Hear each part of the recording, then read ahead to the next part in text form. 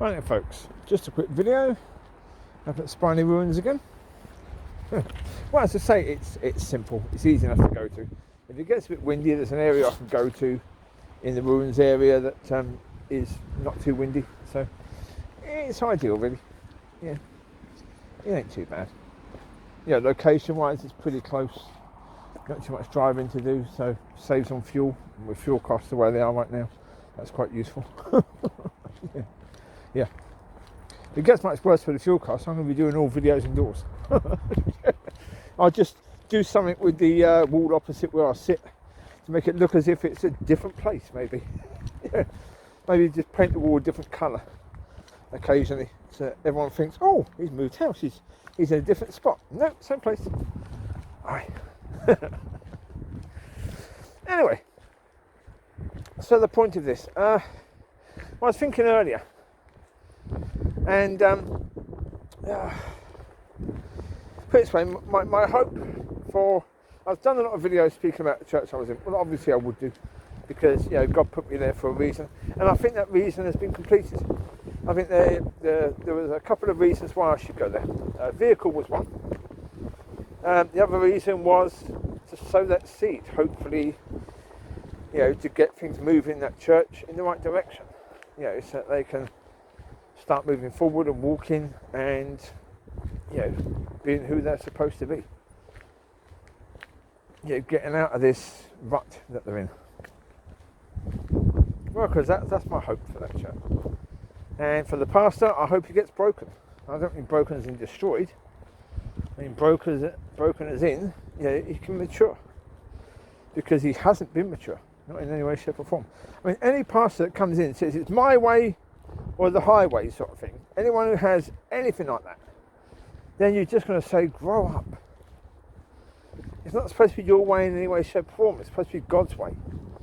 Have you not actually read the Bible? You're supposed to be a Bible teacher.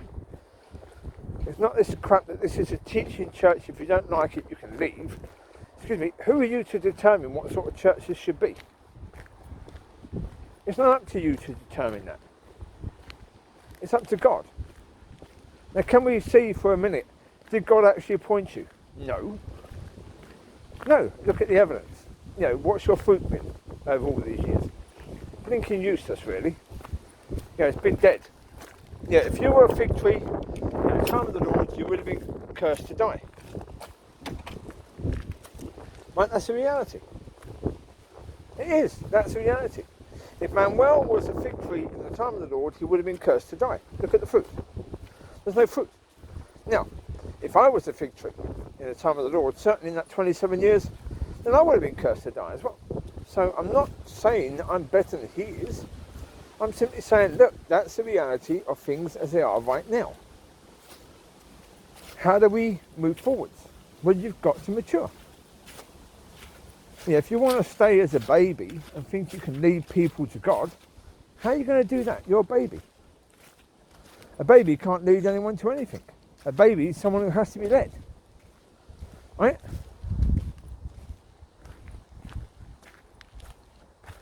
Well, Manuel, one thing I'd say to you, you've got young children. Would you allow any of your children to drive your car? No. Why? Because they're tiny children. Yeah, exactly.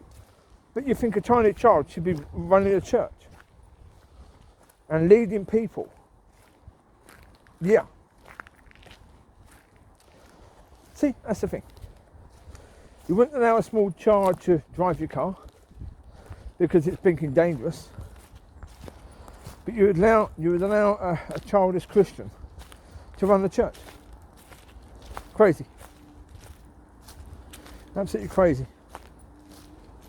I've said before, could I come under his authority? No. Certainly nowhere near the way he is right now. He would have to mature. He would have to, go way past a mature Christian and be a son of God and walking according to that. He would at least have to be on the same level for me to be able to come under him. Now, based upon if I either went to his church, or even if I went to his church as a guest speaker or something like that. As a guest speaker, when you go to a church, you come under that leader. Because it's their responsibility to lead that church. So you really shouldn't be bringing anything that's against the way of that church, because otherwise that minister, the leader of that church, only has to work against what you've been saying for the next couple of weeks. And he would be doing it. If I said something, he'd be working against whatever I said for the weeks afterwards, because it will completely go against him and his way of doing things, because, you know, my understanding is the opposite to his. So clearly it wouldn't be on the same line. So it'd be absolutely pointless me going to that church. It would just make it much, much harder for the people there at the moment. Because he would be, yeah, put it this way, when he came back from his Germany trip, he was all Mr. Authority. You know, in that Bible study, he was all, I'm in charge, I decide how things go. He was all very much of that. It was his first meeting back, and he was going to make sure that people knew that he was in charge, that Manuel was back. Yeah, if that's what he did then, how would he behave if I was ever guest speaker at one of his churches? Yeah. He would be frantic for weeks or months. So it's like, no.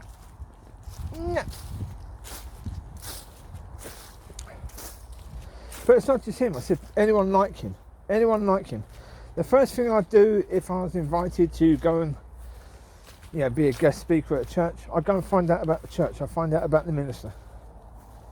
That's the first thing. Find out about who's there. Try and find the truth out about that church and the minister. Not because I want to preach against it, but because I want to know what I'm going into. I want to know. Because I've been saying, Lord, okay, this is a place very similar to the church down the road from me, the one I was in, which I imagine it would be, because most churches are like that, very much like that. So they've taken the pattern that other churches use. They've employed their minister from the same sort of way that other churches employ their ministers. Have you got a certificate to say you've been trained? Okay, you're good enough for us then. Yeah. Oh, come on. I mean, they would all say, oh, no, we do pray. Oh, we do pray first. Oh, no, we do pray. We do that, yeah, we do pray. Enough? No, sorry. You do pray a tiny bit. Do you wait on God for an answer? Yeah, do you know how to wait on God for an answer? Have you been taught how to do that? No? Because, of course, that's being taught how to walk. And you've not been taught how to walk, have you? So, therefore, yeah. Okay, look, not good. So, in most of these churches, this can be pure luck as to whether they ever get the right sort of minister in charge. Because if they've not been taught how to walk, so they've not been taught how to listen to God, on how to wait on God for an answer, if they're praying for God's guidance on the right leader, they're not likely to get it, are they, really? Not likely to be listening to it. So, yeah, as I say, need to know what I'm getting into, because you can at least then spend more time in prayer and say, Lord, okay, I need you to prepare the way for this. That's why I said, it's no good me trying to prepare. I need God to prepare. I need God to prepare me. I need God to prepare, what I'm walking into. He's got to prepare them as well as prepare me.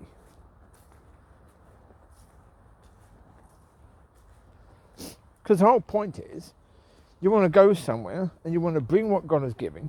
You want to bring something that's going to elevate that place that you're going into. That's going to rise it up to a whole new level. That's the whole point. Otherwise, why go? Why would you go? If you're going to go to a different town, stay in someone else's house, you know the way it goes with most people, certainly British people.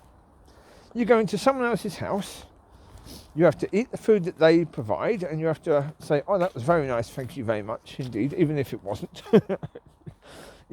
Sleep in a bed that you're not used to. Do all those hours of travelling for what? To give something that they are, they're that's going to be a nice gentle, like a little bit of warm air passing over them. What's the point in that? Honestly, for all that, what's the point in that? A lot of people do that because they get paid. You know, the church takes an offering, and part of the offering goes towards that minister. That minister gets a bit of money. Quite often their travel gets paid as well by the church. Yeah. But I'm not interested in it for that reason. Not at all. The whole point is that, it's about bringing God into churches. It's about bringing God into people's lives in ways that they never dreamed possible. It's about saying, okay, we seem to be entering a time when the revealing of the children of God is at hand. And if we're at that sort of stage, then my job is to help that to happen. And part of that is to help believers come to a point of maturity and realising that they are children of God and that they now should be coming to Father. The point of the Bible is to lead you to Father God. Yeah, and once you're led to Father God, you say, right, okay. We do that, don't we? We go to Father God, we get taught by Father God on how to walk as a child. And that is my job. To help people to see that, help people to come to that and realise that. Well, if I'm not doing that, what's the point? If I'm going to a place which is anti that, like this Albion Community Church of God, that would be anti that, completely anti that. If I'm going to a place that's completely and utterly anti that, you know, God has to go before me and prepare that place. He has to prepare me. Well, because whereas normally I'd get from God and I'd try to give it in a certain way, God may have to prepare me to say something in a completely different way, maybe extra loving, or maybe with some righteous anger. Depends upon where you're at and depends upon what they need, doesn't it really? So that's why all this prayer beforehand is necessary. It's not a case, you know, ask God to lead me and guide me. Blinking, no, you should have been doing that already. You do that before the service, you missed a trick there. The problem is that what these ministers nowadays do, they prepare. Oh, I said all this already, but yeah. They do the P's, the 4 P's, isn't it? Yeah. Prepare, practice, what's the other one? Present. Oh, 3 P's and the S and sell. Yeah. So the 3 P's and the S. There you go. They do that, but they use that time to do that. You see. But the whole point is to sell a message. You know, so for me, it'd be the whole point is to be led and guided by God.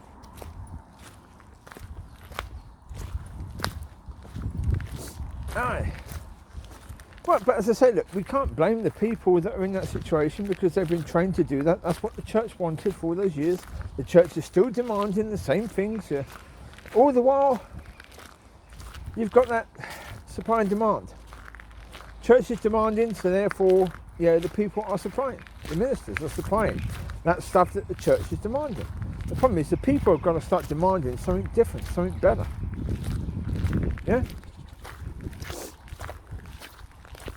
Oh look, I mean, to be honest, it's going to take a case where a lot of ministers are going to have to go in and bring what God has for the people now, and they're going to have to be basically chased out the church.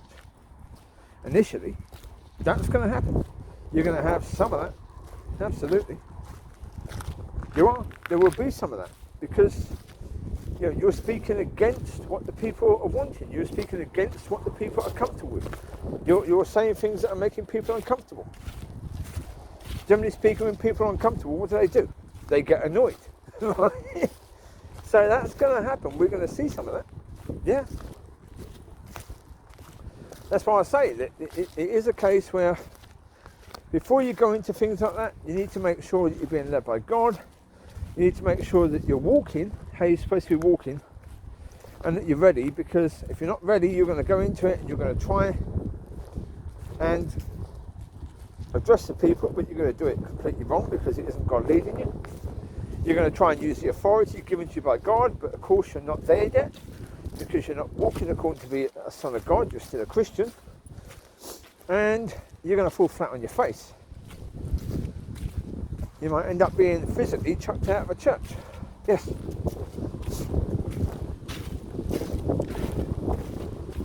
So that's why, as I say, you've got to have God prepare the path. And God prepare the people. Because when God prepares the people, you go in there and they're like, you know, children's putty. You know. So easy to mould, so easy to, you know, do what God wants you to do, because God has prepared the way. And so that's going to be the case. Now, as I say, the only reason I say with Manuel I couldn't do that is because I know Manuel. The other people I don't know. The other people, will I go into a situation with people exactly like him? Yeah. Of course I will, yeah. But I won't focus on the problem, I'll focus on the solution. The problem is with him, certainly initially, because it's quite recent, I'll be focusing more on the problem, because I know you, don't I? I know what you're going to do. So that then makes the situation far harder, because I know him and I know what he's going to do. That's why I said I wouldn't do it, because of the fact that I know all that. You know? Maybe in a few years' time, maybe, because I can at least assume that maybe it's been broken. Yeah. I'll at least know that I'm being led and how to be led better by God, which will be helpful in doing that. Yep, indeed. But that's the thing in the end. Once you are led by God, and once you know how to be led by God, once you know when you're being led by God, breathe again. Aye, this way is quite. But once you know all of that, then you can go into situations that you know are uncomfortable, and don't worry about it, because you know that God has got your back. You know that God is leading you and guiding you. But early days, you don't want to go into a situation like that, because you know you don't want it being you. Because if it's you, then you damage. You don't damage your reputation. You damage God's. You damage the whole point of people likely to believe what God's doing now. And you can't do that. That's not a good idea.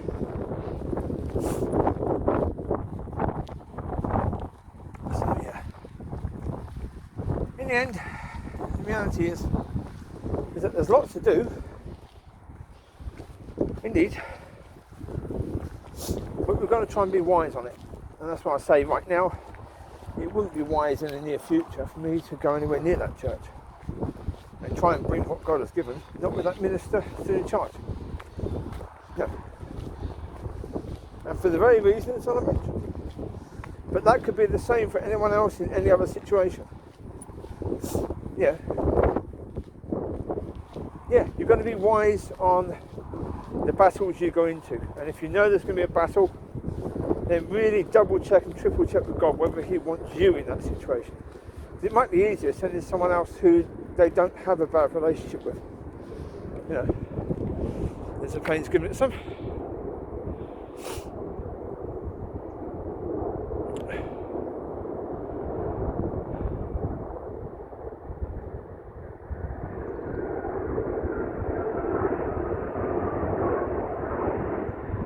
And that. What's coming?